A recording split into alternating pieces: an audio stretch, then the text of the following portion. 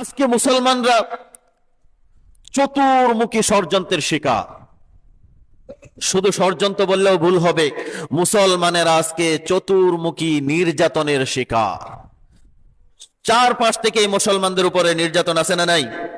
আছে, সকল জায়গায় নির্যাতন আছে মুসলমানদের উপরে। আপনি দেখেন কোথায় নির্যাতন নাই? আপনি কাশ্মীরের দিকে তাকান, কাশ্মীরের মুসলিমদের উপরে হিন্দুরা অত্যাচার, নির্যাতন, জুলুম নির্যাতন করছে কিনা? করছে।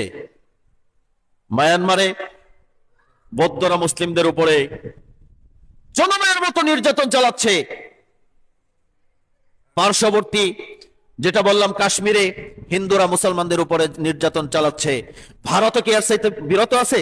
ভারত মুসলমানদের উপরে নির্যাতন চালাচ্ছে। আপনি গাজার দিকে তাকায়া দেখেন, ইহুদিরা মুসলমান, নারী, শিশু কাউকেই রেহাই দিচ্ছে না, চতুর্দিক থেকে তাদেরকে হত্যা করছে।